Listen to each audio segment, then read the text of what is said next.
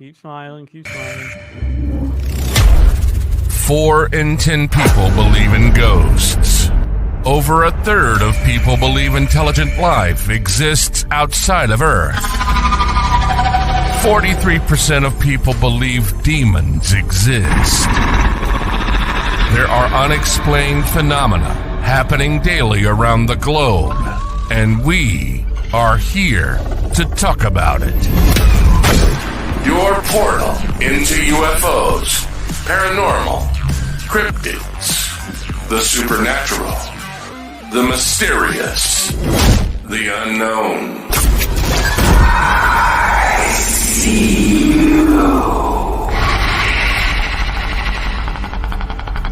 This is Beyond the Radar, and this is your host, Humanoid Tom Conway. Hello, everyone. Welcome back to another episode of Beyond the Radar, your paranormal news program. We are broadcasting live on the United Public Radio Network and the UFO Paranormal Radio Network, 105.3 on the Gulf Coast and 107.7 FM in New Orleans. And streaming everywhere, Facebook, YouTube, Twitch. We're even on Roku Live, Instagram, everywhere. You name it, we're there. So, great to see everybody. Great to talk to everybody. We have a wonderful episode. As you can see, I'm joined by Intern Emma for Chasing Prophecy and Beyond the Radar. Emma, how are you doing this week? I am doing great. I have just come back from the beach, so I'm enjoying freshly tanned skin and some vitamin D. Fun. That's always good. Always a good experience. Vitamin Yes. D, everything like that is such a wonderful time, the summer and everything. And if I'm looking off to the side, it's because I have my little laptop right here. So give me 1 second and I will put this down. Okay, you're fine.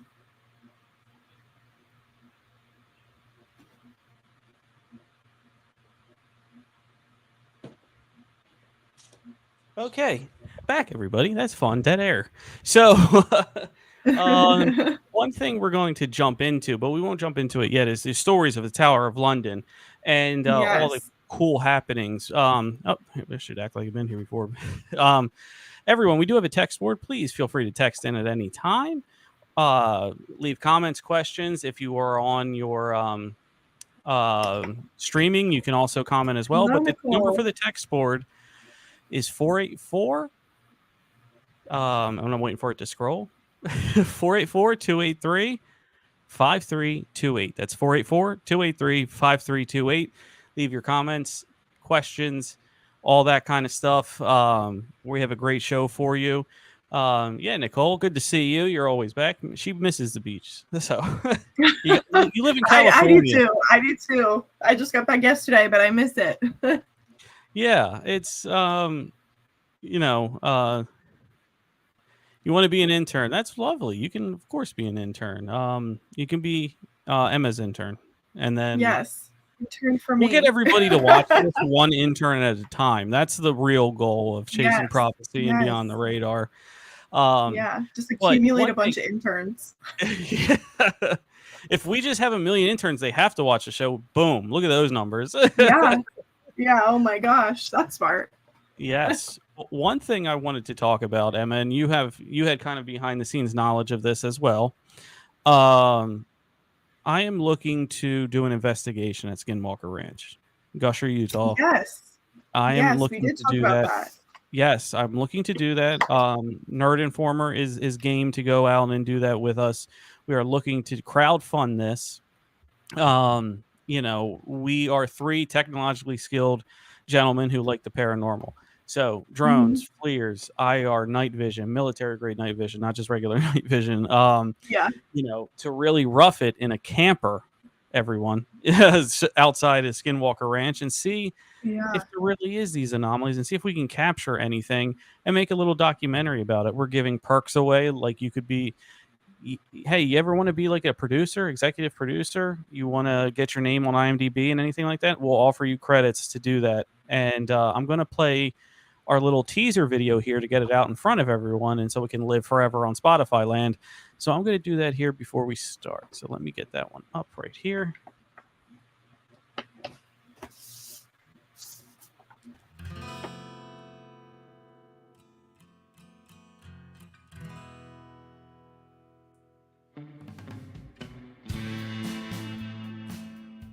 So why do you want to investigate Skinwalker Ranch? Are you kidding? It's Skinwalker Ranch. The Uinta Basin is one of the most fascinating places on Earth, and it's also one of the most highly investigated places on Earth. Like every time I've watched a documentary, it always draws me to want to go there even more. Whether you're looking for paranormal, UFO, cryptids, skinwalkers, and probably a whole lot more. This is what interests me the most. Never has an investigation been so technologically advanced. I've personally spent years reading and watching anything that had to do with the Uinta Basin. The Uinta Basin has everything. Highly advanced cameras or highly advanced recording devices, night vision drones. I believe we can use all of those things. Night vision goggles that we can see at night because we're going to be up all night. And putting it in a documentary so the world can see how technology can assist us in the hunt of paranormal research. Cameras just on every site, so we can always have that angle if we need it. Out of all of the paranormal activity on Skinwalker Ranch, portals, UFOs, cryptid, what interests me the most has to be the cryptids. I'm a monster guy. I want to go see, I want to go check out, I want to find evidence of a monster, of cryptids, of an entity. In conjunction with the right experiments to really find out a little bit more about what the Uinta Basin is hiding.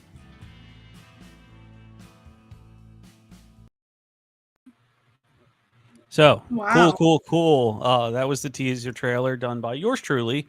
And we really wanted to, crowdfund this. We want to make it an engaging thing for everybody.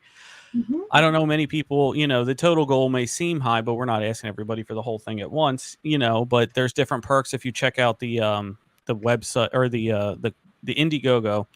You can see the different perks from equipment to credits to shout outs on this show to wanting to be on the show. And if you wanted, if you fund the whole thing, we'll fly you out and you'll just hang out with us the whole time. That'll be that perk, is a real behind the scenes. You'll get everything first and foremost right there. So, so cool stuff coming in the world of Beyond the Radar, Nerd Informer, and all of that.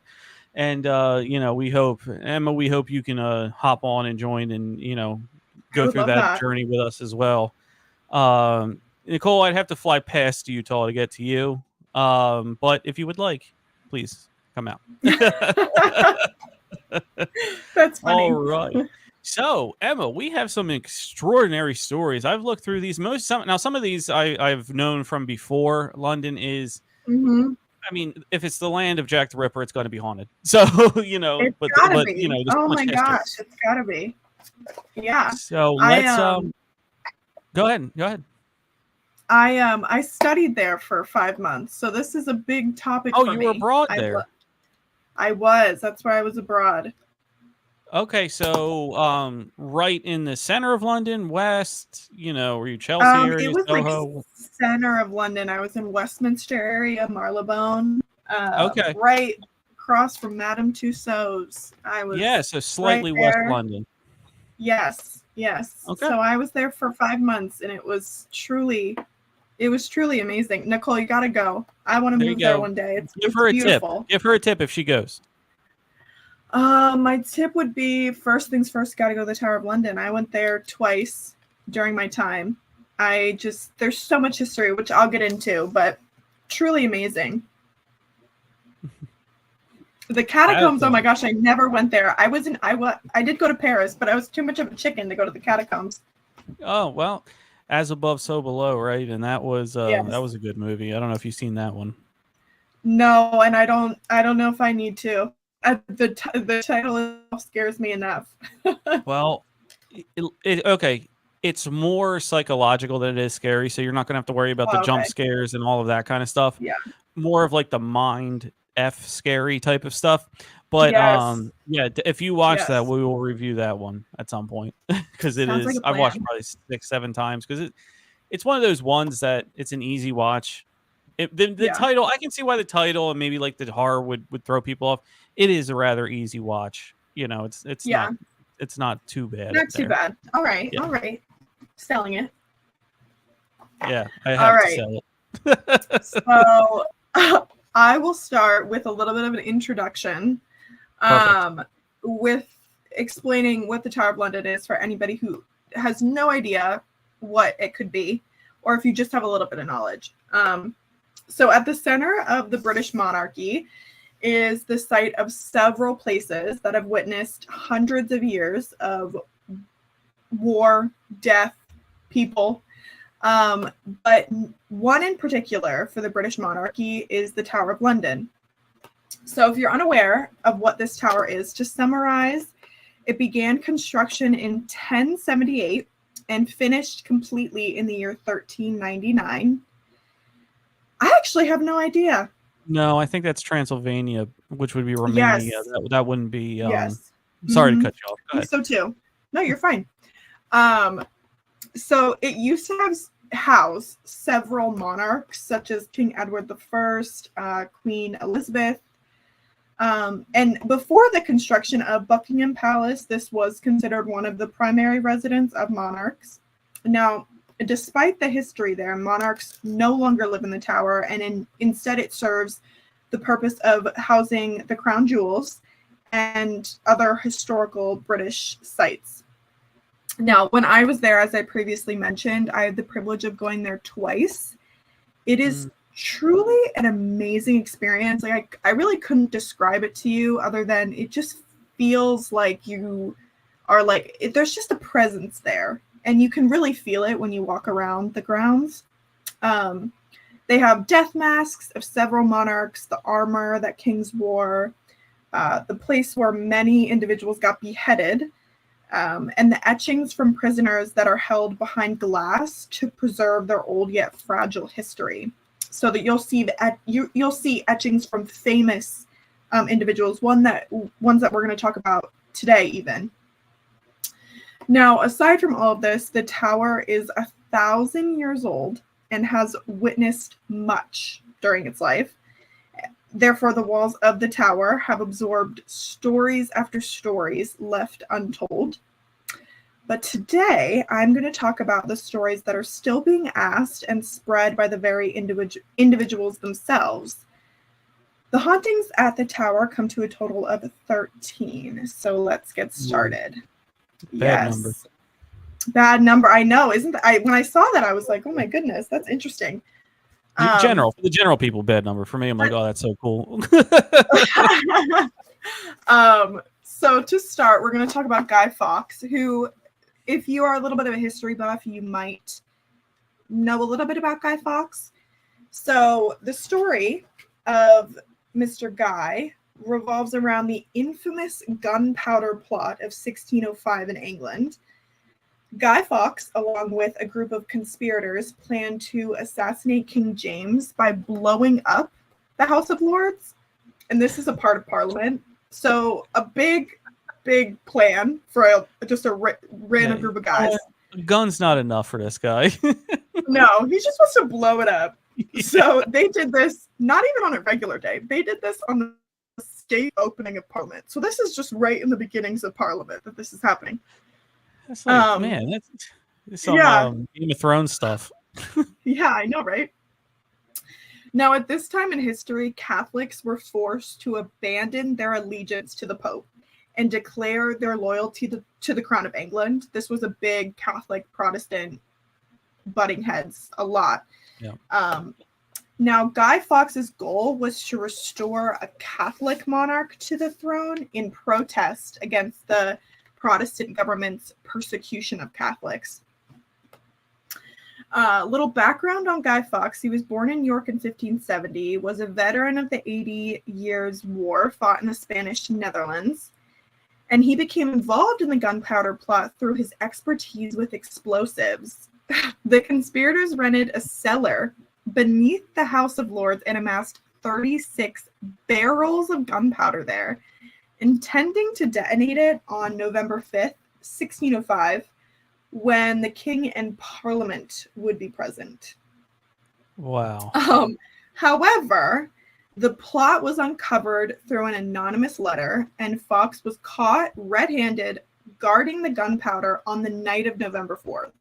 He was arrested, tortured, and eventually confessed, revealing the names of his co-conspirators.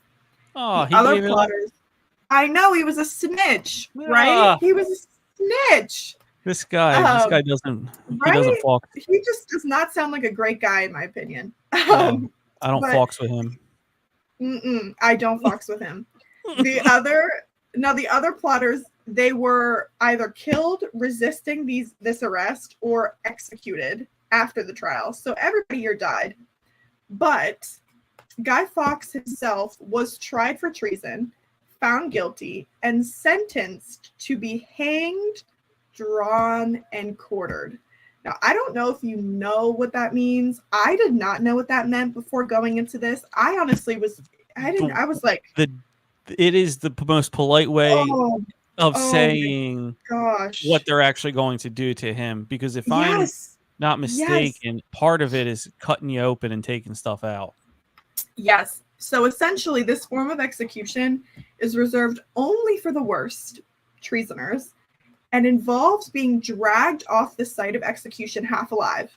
So you're hanged, you're almost dead, you're just close to being dead. They cut you open. Yeah. And then they remove all of your body parts one by one. So not a great way to go.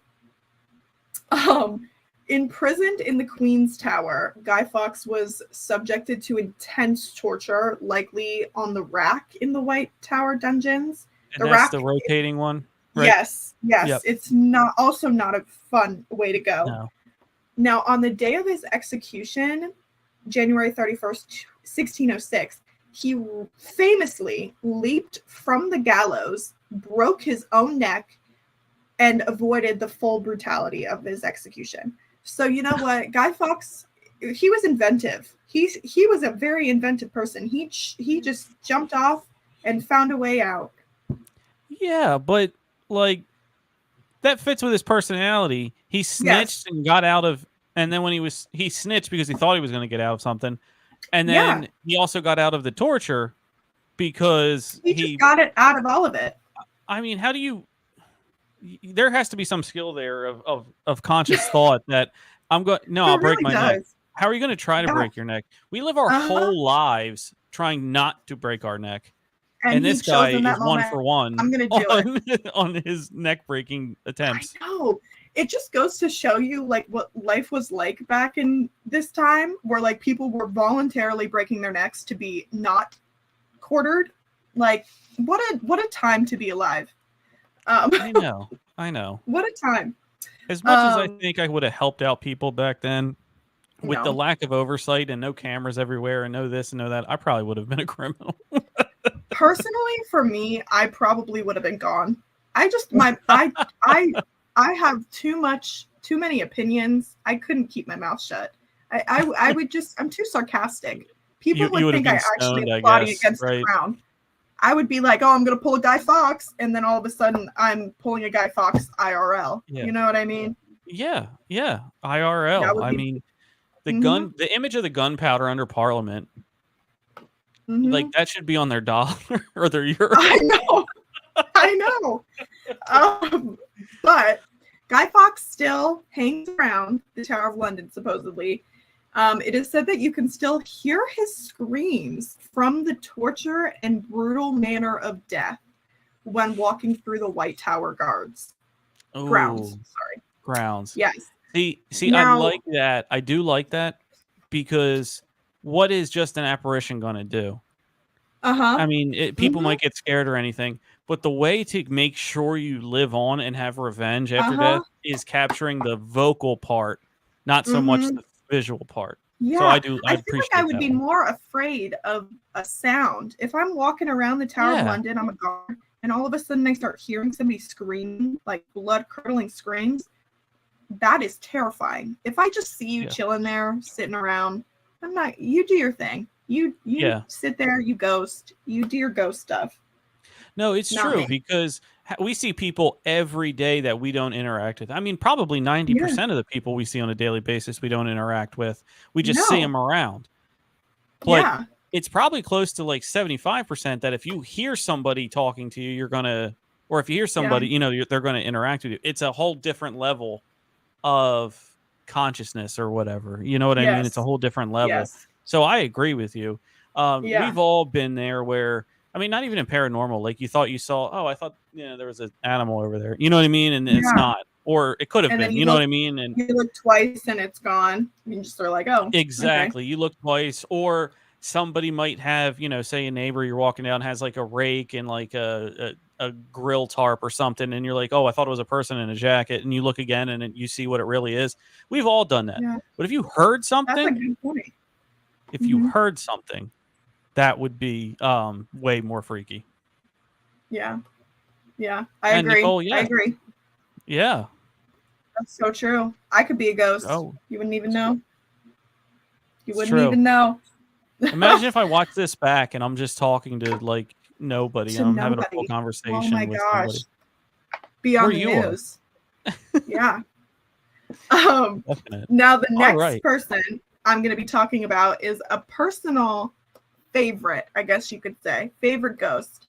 I've done a lot of personal research on her.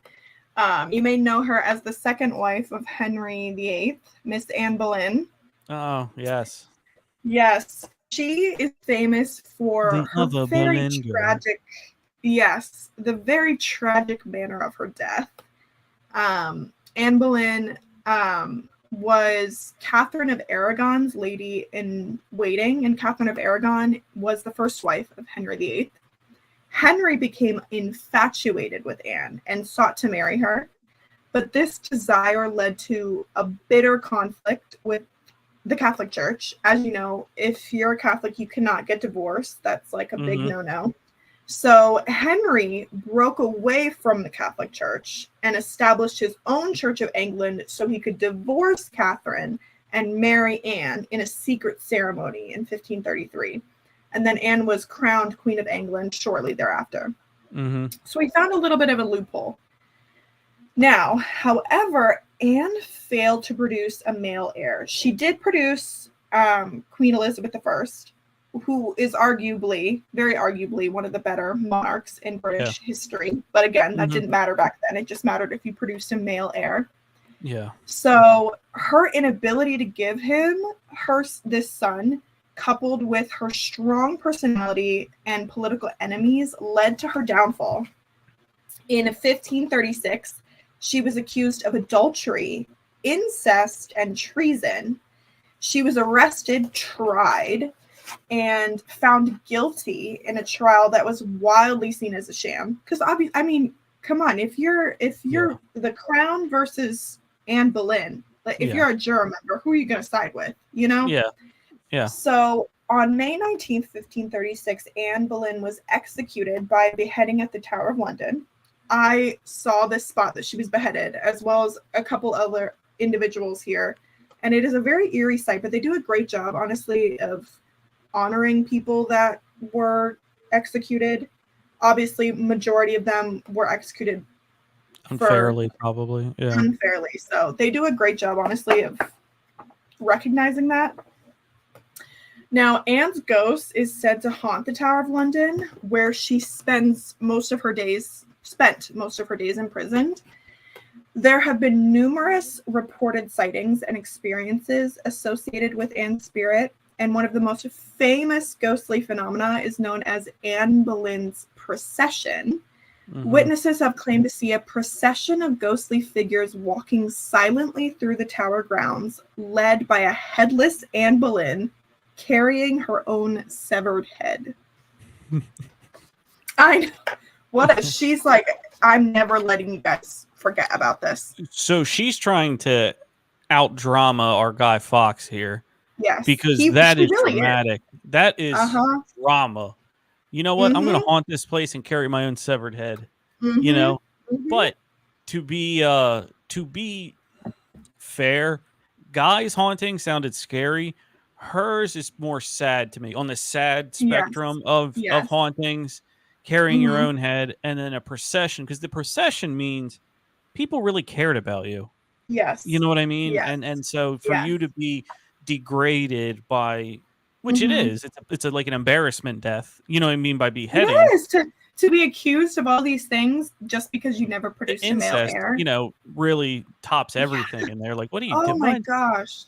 Oh So my they really gosh. wanted to drag her through the mud and then cut her Mhm. head off. But Mhm. it seems like when you have a procession, you are somewhat revered. So I feel more sad in that haunting. Yes. A lot of these do have that sad undertone because of once you hear like their backstory, it makes it feel more like a person than Mhm. because a lot of the times we get caught up in like, oh, this is just, it doesn't even feel like a real person when we're talking about this, but she was a young girl who was accused of all Yeah. this, married this man, and all of a sudden died because of a political plot. At one point, I probably knew this, but do you know how many tries she had to bear a son and just didn't do it? So she I know it had, wasn't they one. had been, no. So essentially what happened was she miscarried, and this miscarriage was seen as like his son. Like this was like, you killed Okay. my son. And then when she was Okay. pregnant Okay. again and they found out that it was a girl, he completely became so upset and it spiraled from there. I believe she probably did have other miscarriages as well, but I only know of the one. Man, that's sad. Yeah, very sad, very sad. There's a lot of movies about her, and it's very Yeah. sad how her relationship with her daughter and a lot of the things like that. And it's very sad, her story. It's hard not to, you're being ostracized for having a daughter, I but you still know. have the parent gene in you, or the parent, to be a Yeah. parent to this person. Yeah. And, Mm-hmm. there has to be a feeling of, I can't win here. I can't win. Yes. As good as I am as a Especially, mother, the worse it's going to make me yes, look on the other end. yes. Especially as a female at that time. You can't really win. Especially against the No. king. Where do you no. No. I mean, you just better hope it comes out a boy. That's all you got. You just have to pray. Yeah. Speaking of coming out a boy, Yeah. the next ghost is actually one of the kings. We have King Henry VI. So Okay. he's known for his piety, and he's also known for his kindness. He became king in 1422 at the wee age of 9 months old. He ruled during the tumultuous period of the War of the Roses, marked by conflict between the rival houses of Lancaster and York. Now, Henry VI's reign was fraught with a lot of challenges. He was initially seen as a unifying figure. His weak leadership and bouts of mental instability contributed to political instability. Now, his queen, Margaret of, I'm going to butcher this name, Anjou. Okay. She was incredibly formidable, and she was a very ambitious figure who played a significant role in the conflicts of the time. In 1461, however, Henry VI was deposed by the Yorkists, led by Edward IV.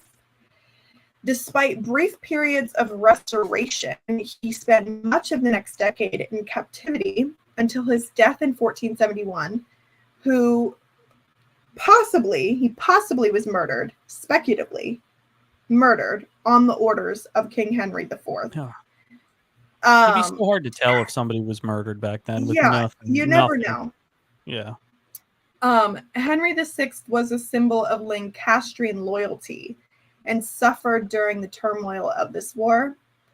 It is said that Henry VI's ghost haunts several locations associated with his life and death, including the Tower. He was imprisoned there twice before his death, and his presence is often associated with the Wakefield Tower, where he was confined. Reports of his ghost include sightings of a sad, confused figure wandering the tower corridors or kneeling in prayer. No. Isn't that so sad? That's when I wrote that, heartbreaking. heartbreaking, Let me try to figure this out. You have this one king who's killing his wife or baby mama. Let's just call it what it is. Anytime they don't have a boy. This guy's known for his piety, his kindness, restoration, and unity. And then the people are like, you know what? We got to get him the hell out of here. Right? You can't Right? win. Like, you can't pick win. and choose. Pick and choose. Like, seriously. It's awful. They called him weak, but I guarantee it was probably because he didn't want to go to war and spend the war money on things that help English citizens. I guarantee you that's what happened. He also had no guidance on how to become king because he became king at 9 months old. 9 months old, and he didn't have anybody to tell him how to do it except anybody people. who's that young and they're king and they have to grow up or grow into the kingship. I know. Imagine if you were So their like sad. 6th, 7th grade girlfriend. You are fucked. Oh my gosh. You better hope gosh. he was cute. Yes, you better. I do have a little bit more of a lighthearted one. Cool. Let's do it. I have a little bit more of a lighthearted one. It's about the ghost of a bear. Now, this is funny because when I was exploring the Tower of London, there was a little plaque somewhere, and it said a short excerpt of this story. It was like a sentence. And I remember taking a picture of it and sending it to my friends. I mean, this is hilarious. And little did I know that he actually haunts the grounds, this bear. So, like an animal bear. Yes, a real bear. Okay. So it's definitely one of the more unusual, and it's lesser known. But according to the legend, during the reign of King Henry III, the Tower of London housed a menagerie of exotic animals, including a polar bear. The bear was kept in a pit near the tower's river,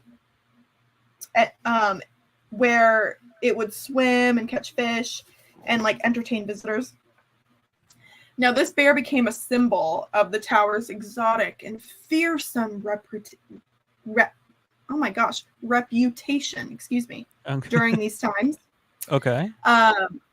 Now, the story goes that this bear met a very unfortunate end. While it was a spectacle for the visitors, the conditions in which it was kept was far from ideal. It is said that the bear's spirit still roams the grounds of the tower, perhaps seeking revenge for its mistreatment or simply lingering as a remnant of its once captive existence. Visitors and guards over the years have claimed to have seen or sensed the presence of a ghostly bear. Reports often describe feelings of unease or encountering a large, shadowy figure resembling a bear in areas where the menagerie once stood. The ghost of a bear is said to appear from behind the door of the jewel room. It's a ghost of a black bear as well as also reported in the Martin Towers. So we have a black bear and a polar bear. The whole forest. Yeah, we got the whole everybody's hanging out. Now, it didn't really talk about this in the article that I looked, but at the official Tower of London, the little plaque, it said that the bear died from eating too much food. It died. It ate too much food and died. That is because they just kept feeding it.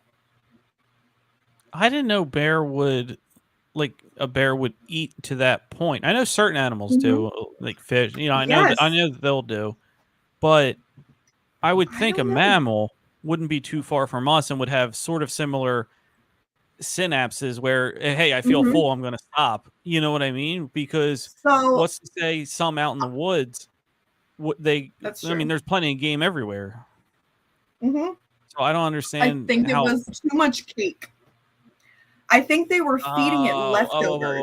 That could from be the it. Yeah, that meals. could be it. It's eaten So they were feeding it leftover sweets, leftover everything, and it just would eat it.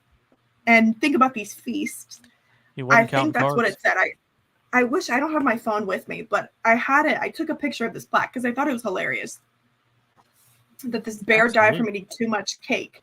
Like, what a way to go, though. If you're gonna go dive Let them with a eat full cake. The stomach bear said steak. bet. Yeah, literally, Marie Antoinette. He took some advice. Back to a sadder tale. We have Sir Walter Raleigh. Now, Oh, I know his story. yes, so Sir Walter Raleigh is a very prominent figure in English history during the 16th and early 17th centuries. He's known for his exploits as an explorer and a favorite of Queen Elizabeth I. Raleigh was born in 1552 and gained favor with Queen Elizabeth I due to his charm, intelligence, and daring spirit. He became known for his efforts to establish English colonies in the New World, particularly in present-day North Carolina, which, if you know anything about North Carolina, you know that there's a very beautiful town called Raleigh. Yep. Capital. Yes. And he also named Virginia to honor the Queen Elizabeth I, who is also known as the Virgin Queen. Yep. Which I did not know that's how Virginia became Virginia. No. Yeah, you'd have to get into a little bit of history Yes. back then to figure out who came from where and all that sort of stuff. Now, despite these successes, Raleigh's late life was very tumultuous. After Queen Elizabeth I's death, he fell out of favor with her successor, King James I. He was then accused of treason for some reason and imprisoned in the Tower of London in 1603. They were just throwing people there at this point. They just, I don't like you. Go in there. I bet you it was jealousy. Probably. When she said she favored him, he probably took it as the relationship they were having was more than what was let on. I can see that from here. And then when he got in, he's like, yeah, I'm going to get my revenge, Yeah. Because everybody had a revenge motive. Anybody before 1800 that was born, you were born with some kind of revenge story you had to fulfill, like a video game. Yep. Now, while Raleigh was imprisoned, he wrote a famous work called The History of the World. Yep. Which I've never read and I've never heard of, but I'm sure is probably more popular than I'm aware of. As a history minor, we had to read it. Oh, then yeah. Now in 1618, Raleigh was released from the tower with the king's permission to lead an expedition to find gold in South America. Sadly, this expedition was a failure, and upon his return, he was executed for his earlier treason conviction. You come back with no gold? Never mind, you're dead. Hell. You're dead. Yeah, we don't like you. Now, this treason is said to have been due to plots against the king. Whatever that means. Plots against the king. Now, Raleigh's ghost is said to haunt the Bloody Tower, where he was imprisoned. The Bloody Tower gained its name not from Raleigh's presence, but from an earlier unrelated incident. However, Raleigh's spirit is said to wander the tower, sometimes seen as a shadowy figure or heard as disembodied footsteps echoing through the corridors. Aww. Just moseying away. Just wanted to explore. He just wanted to travel the world. That's all he wanted. Couldn't they just have sent him on a ship? Like, if he was really that much of a nuisance to the king, the new king, you're like, you know what? You want to discover? Just go discover out there.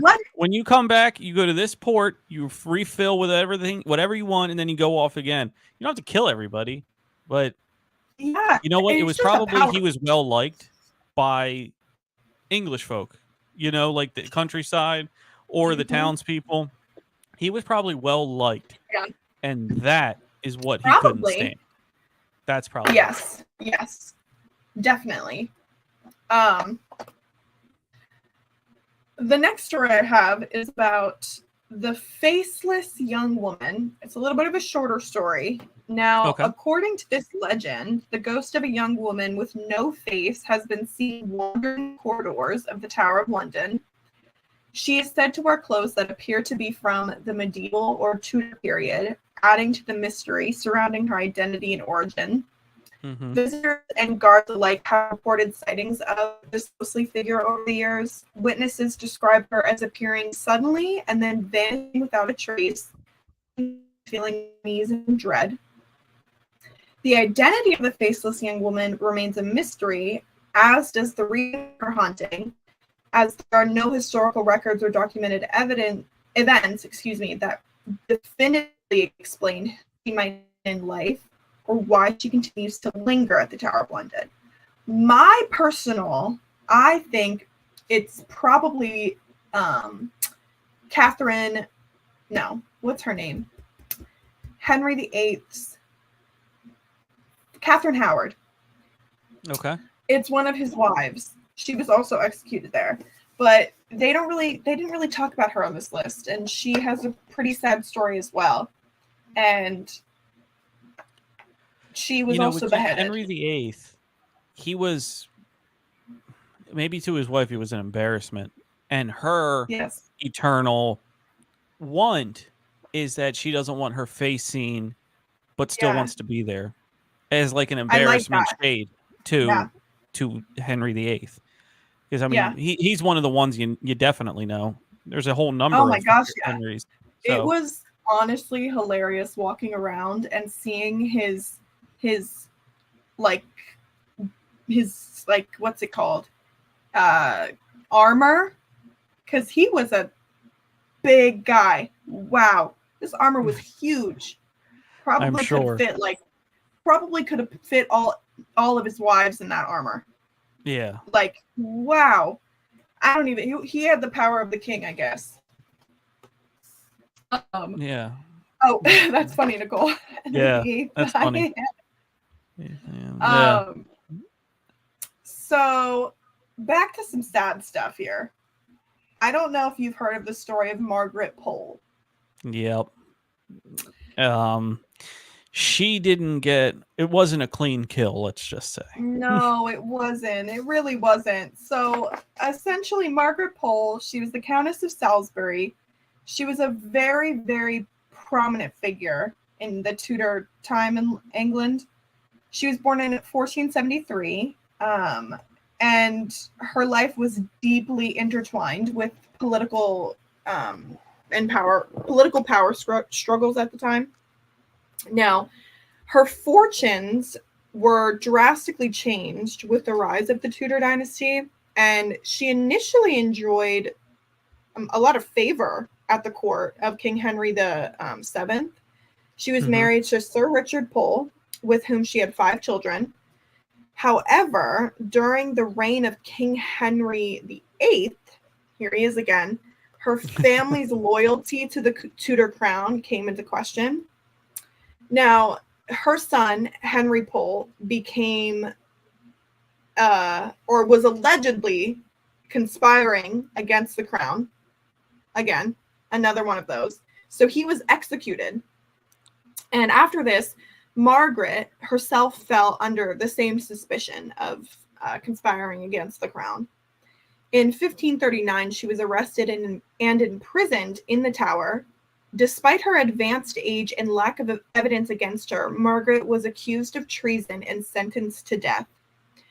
Her execution was carried out May 27th, 1541, when she was around 67 years old. Her execution was particularly brutal and botched, as the inexperienced executioner took multiple blows to sever her head. The grisly event left a lasting impression on those who witnessed it. Yeah. This surprised me slightly because at least in like Anne Boleyn or a lot of more prominent figures like herself, they would pay the executioner money before, like they would go to the block, pay them, so that way that was a cleaner break. So I wonder if she did that. I don't necessarily know. I mean, so for what it's worth, back then you have to have a strong guy to, I mean, it's just a normal guy can't do it. You have to have a strong guy with a really sharp blade, and he has to have the momentum and a strong steel to cut through everything and make it the clean break like how it's supposed to be. Yeah. If you miss, this guy was not that. No, or he was drunk and he just missed. Because Yes, if you missed that's too true. high, well, too high would kill him. If you miss too low, you start to get into the muscle of the torso and the bones of the torso, which are stronger. And so if you go too low, you're oh crap. You cut in far enough that it would have broke the neck or severed the neck, but you're still in the torso and you got to go again. And Oh now my you're dealing with a gosh. moving target. So now you're getting Poor further girl, down, poor further down. woman. I know. And she's 67 years 67. old. It shouldn't have Oh, no ageism oh my here, but gosh, this poor you woman. just aren't going to be as strong as somebody who was less. No. You know what I mean? So and No. then if you cut to the side or you cut too far down, now it's going to be a ghastly sight because you start cutting jugulars and things like that, and it's spraying everywhere. Everybody's Oh getting my blood gosh. on them, and it's a whole I mess. know a lot of people were traumatized after witnessing this. And you have to think how bad it was as because they anybody come to would. see this. They're used to seeing this. So how traumatizing must it have been? It must have been very, very That's- bad. Yeah. Hmm. As for her ghost, she does ghost or does haunt as a ghost. She does ghost. She ghosts. Her side hustle is ghost. Yeah. Yeah. Good for her. Now, her sightings are particularly eerie. Witnesses describe encounters with a woman in Tudor era clothing, often appearing distressed or wandering the corridors of the tower. Eyewitnesses say the executioner on that fateful day in 1541 was a wretched and blundering youth who, unable to perform a clean execution with his axe, instead hacked at Pole's head and shoulders. That scream that she let out at the attack of her shoulders echoes through the towers with her ghost. Well, like Fox, he's the he's the vocal guy, which is the better way to do it. We already decided that. Yes. Another lighthearted one. We have the white figure. So witnesses over the years have reported sightings of a tall, ghostly figure dressed in white robes or armor. The appearance of the white figure is usually accompanied by feelings of coldness or unease or a sudden drop in temperature. Some accounts describe the figure as carrying a lantern or a torch, adding to its eerie presence. The identity is obviously a mystery, as does the reason for the haunting. But again, like the faceless young woman, there are several theories as to who it could be. One popular theory that suggests that it could be a former guard who served at the tower and met a tragic death. But again, you can't really sit there and, hey, ghost, who are you? Yeah. What were you in life? Which is sad in that of itself that you're not known like how some of these other ones are. Because a guard would be like replaceable, honestly, to them. Yes. This next one is another sad one. Oh, honestly. Yeah. I didn't even think about that. They could. They could. We have to find that out. I don't know if limestone is I don't think limestone is a big thing in Europe. I don't know though. I think that might be more here. Yeah. But I could be wrong. I'm not a the monarchy was famous for bringing stuff from everywhere, so it wouldn't surprise me if they had access to it. That's true. Yeah. This next one is a personal. I personally really, I don't even know how to describe it. I just really attached to this story. It's about Lady Jane Grey. I wrote an article about her in my time in London. She was my final paper. I went to the National Gallery and I saw this beautiful painting. If you are ever in London, please go see this painting. It is near the Van Goghs and all these beautiful paintings, but it's just so, in my opinion, one of the most beautiful ones at the gallery. But enough of my ranting. Lady Jane Grey is often referred to as the 9-Day Queen. Her tragic story is mixed with, again, a lot of political power struggles in this Tudor period. She was born in 1537 to a very noble family with strong Protestant beliefs. She was well educated, known for her intelligence and piety. In 1553, at the age of just 17 years old, Jane was reluctantly placed on the throne of England by her ambitious father-in-law, John Dudley, Duke of Northumberland, a very British name. Oh, yeah.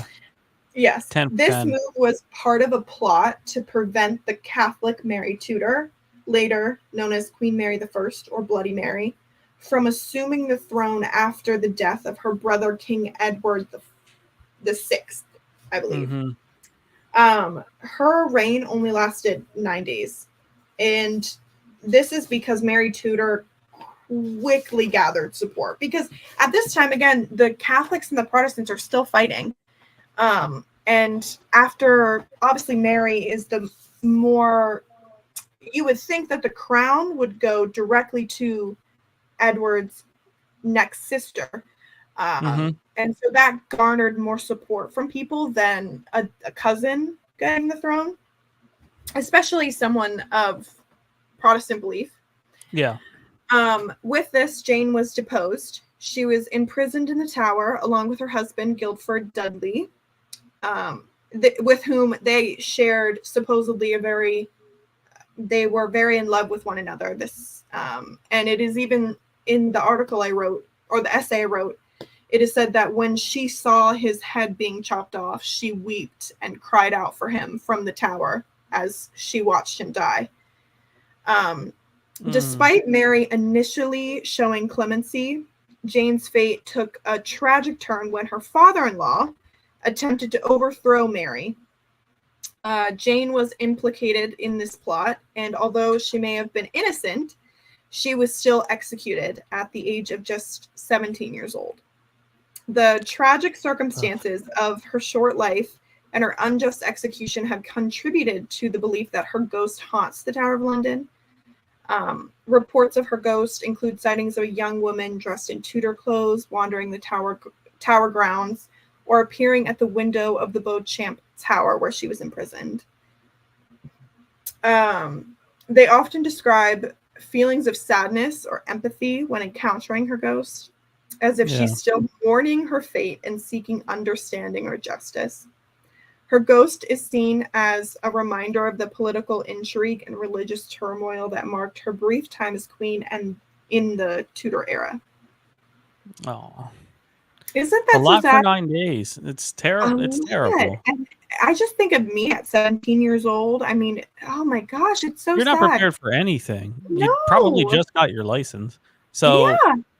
Oh my how are you gosh. expected to rule over a whole countryside with people talking shit on you too? I know.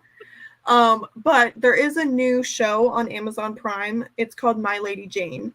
And they do a really great job of writing her story and making it less sad. And they even include a little romance with her husband. I would recommend the show, truly, for anybody. Because as somebody who truly holds a special place in her heart for this story, I absolutely loved it. It's a book series, too, if anybody's interested in that. We'll have to check that out. Yes. So now I wanted to mix in between the sad ones a little bit of a lighter tale. We have the monk's footsteps. Now, according to this legend, the ghost sounds of footsteps echo through the tower's corridors. Now, it doesn't say specifically which corridor, but it says that it's attributed to a monk. Witnesses and guards have reported hearing these footsteps, which are said to come from an unseen source, often when the tower is quiet and deserted. The origin of the monk's footsteps hauntings is uncertain, as there is no historical record identifying a specific monk or event associated with this particularly ghostly phenomenon. However, the presence of monks in the tower's history can be traced back to medieval times when religious orders had connections to the fortress. The sounds of the monk's footsteps are described as deliberate and rhythmic, as if the monk is walking purposely through the tower. Some accounts suggest that the footsteps suddenly stop or change direction at random, and adding to this mystery and intrigue. Ooh, fun, Yes. fun, fun. Dun dun dun. Yes. The Um, monks, two-stepping up in the tower. I know. All right, now back to the sad stuff, guys. We have to, but this is a back-to-back we have here. So just get ready. Okay. So the next story we have is about Arabella Stewart, which is, by the way, a beautiful name, Arabella. Yeah, Arabella. Very beautiful name. So Yeah. she's lesser known in the Tudor history. She was a cousin to both Queen Elizabeth I and King James of England. King James I, of England. Her tragic story and alleged hauntings are intertwined with the oh-so-familiar power struggles and political intrigue. Now, Arabella was born in 1575. She was a granddaughter of Margaret Tudor, making her a potential claimant to the English throne, which obviously makes her a threat. Always. Yes, always. So her claim to the throne became more significant after the death of Queen Elizabeth I in 1603, which led to the ascension of King James I. As a cousin to the new king, Arabella's potential claim posed a threat to James' legitimacy. Consequently, James placed restrictions on Arabella's movements and sought to control her marriage to prevent any potential challenges to his role. Arabella's desire to marry William Seymour, another royal cousin and claimant to the throne, led to her downfall. The marriage was then seen as a threat to James' rule, and Arabella was imprisoned in the Tower in 1611. Her imprisonment was very harsh, and she spent years in confinement. She wasn't immediately decapitated. Now, You had to suffer before too. Yes. Due to the many years in confinement, her health deteriorated, and she died in 1615, reportedly from illness by the harsh conditions of her captivity. Yeah. She is buried in Westminster Abbey, which is just, I had the privilege of walking through that, and it's just so eerie. Just you're staring at the coffin of Queen Elizabeth I. It's truly insane to look at it. What kind of decor is that? They don't sell that at IKEA. Oh my gosh, no. That's that's something. It's real wicked. Yeah. So this legend, or not even a legend, the real person, stems from this. Her haunting stems from this awful circumstance, and witnesses report sightings of a ghostly figure that is dressed in a white gown, wandering the corridors. They describe her as looking distressed or disorientated, as if she's still longing for freedom or seeking justice for her mistreatment. Yeah. Back to the sad, haunting. There it is again. Woman. I know. We can never England, escape what are you doing? it. You have a theme going here. Come on. I know. I don't even. It's oh my gosh. I'm like, you know what? You can say a lot about America, but we weren't beheading people because they looked at us wrong. I know. Like, 16 years old, 9 months old. Crazy. It gets worse. Okay. Okay. Now this is famous. And it's just so tragic. It's the tale of the young princes. If you know what it is, you'll know immediately the story I'm about to tell. So Edward V and Richard of Shrewsbury, a very British name. Yeah. They hold a very, very endearing mystery. And it's so sad. So Edward, sorry, too many E names. Yeah. Edward V and his younger brother Richard were the sons of King Edward IV and Elizabeth Woodville. Edward V was born in 1470 and Richard of Shrewsbury in 1473. After the death of their father in 1483, the young Edward V was proclaimed king, but his uncle, Richard, seized power, declaring the princes illegitimate due to an alleged pre-contract marriage involving their father. So the young princes were lodged in the Tower of London, a common residence for monarchs and their families at the time. Despite being next in line to the throne, they were never crowned. Their fate remains a mystery, but historical accounts suggest they disappeared from public view after the summer of 1483. The most widely accepted theory is that the princes were murdered on the order of their uncle, who later became King Richard III. Yeah. Their deaths would have cleared the way for Richard III to seize the throne. The exact circumstances of their deaths and the location of their remains have never been definitively established, but this legend of the princes in the tower haunting the Tower of London emerged only centuries after the disappearance. Reports of ghostly sightings and encounters date back to the 16th century. So this is not just a new thing. This has emerged throughout countless stories of the centuries. Yeah. Witnesses claim to have seen or felt the presence of two young boys wearing white nightshirts wandering the tower corridors hand in hand. They are often described as looking sad or frightened, as if they are still searching for answers. That's sad. Oh my. So sad. Oh my gosh. Come on. Now, in 1674, during renovations at the Tower of London, workers made a grim discovery: a wooden box buried under a staircase in the White Tower containing two small skeletons. These bones were immediately suspected to belong to these two princes. However, due to the inconclusive DNA testing and the tampering of evidence, because of how long it's been since they were found, it cannot be confirmed nor denied whether or not they are the boys' bones, but it is widely accepted that these are the bones of these boys. And the mystery of what actually happened to them remains completely unresolved.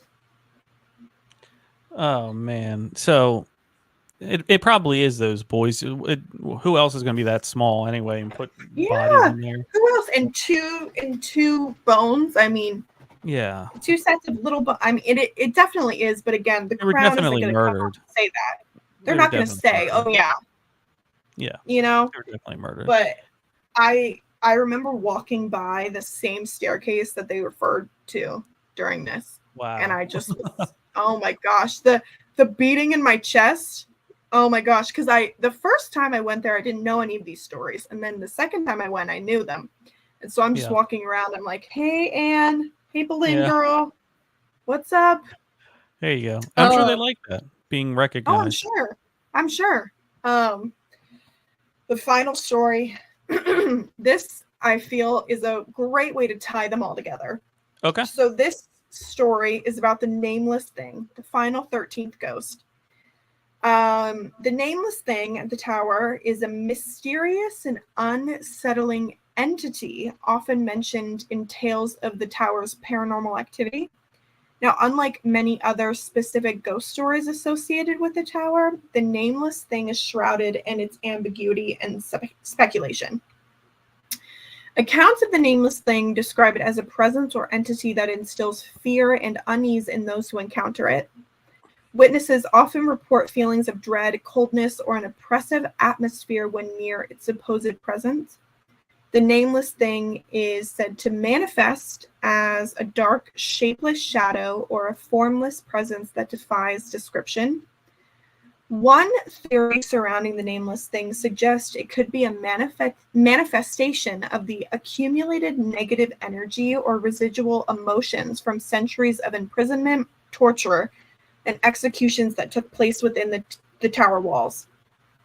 Another interpretation is that the nameless thing represents an amalgamation of the suffering and anguish experienced by those whose names and stories have been lost to history, yet whose presence is felt in the atmosphere of the tower. Yeah. So with all of that horrible stuff that's going on there, that's going to attract demons and the like at that point, because they feed off the suffering and all of that. Of course, it makes sense that there would be a demonic or a shadow type. Doesn't have to be demonic. I don't want to cast a blanket out. I haven't been there. You know what I mean? But it lends to reason something dark is going to be there, because it's a place where you can feed on a lot of energy, a lot of Yeah. negative energy, more specifically. Let's take a look at the text board. Lee in Florida, would Hammersmith ghost murder be London? Oh, is that no? Okay. Oh, I am so glad you know what that is. So the Hammersmith ghost murder is not at the Tower of London. It's in West London, in Hammersmith, obviously. And what that involves is a person who, there was a rumor of this banshee beast, a ghost entity that was breaking into people's homes and harassing people and all that kind of stuff. This one painter in his white overalls with paint all over him, and a white coat and a white cape, was walking home. This one person who have never seen him before, shot and killed him. And Oh my gosh. so after this court went to the highest court, which was a petition to the king in England, this guy got off for sentenced to death to 1 year of hard labor, which is, nothing to them over there. They all did hard labor all the time. So what that basis was of Hammersmith was brought all the way over here many decades later. This for your stand your ground laws. So if somebody you perceive as a threat is attacking or on your property, you have the right to defend yourself.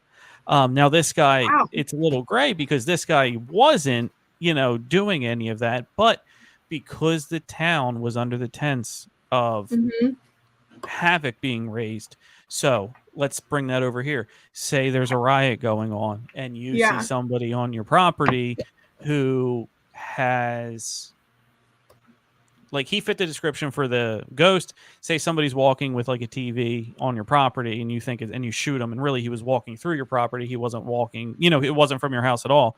You still are protected under that. So I just wanted to throw that out there. That Lee, Florida, good job, man. That is a wonderful, wonderful ghost murder. Roger in New Orleans, 107.7 FM in New Orleans. Welcome back, Emma. Oh, that was nice. And real quick, because we're up against it, but Brad in Tennessee says, Emma, which one is your favorite?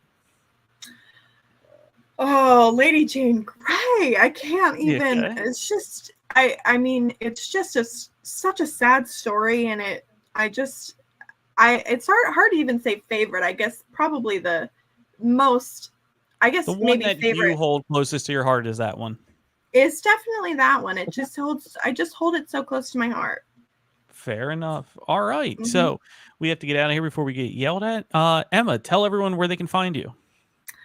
All right. You guys can find me on Instagram, my first and last name, Emma Sailor, with a dot in the middle. You can follow me there, and anywhere else, Emma.Sailor. But Instagram is where you can reach me the best. All right. Wonderful. Thank you again. We're going to be doing this again. Thank you, Nicole. Great for the great show. We'll be doing this again. We can't wait to see everybody. You've been listening to Beyond the Radar, your paranormal news program on UPRN 105.3 on the Gulf Coast and 107.7 FM in Mississippi. Stay weird, everyone. We'll see you next week.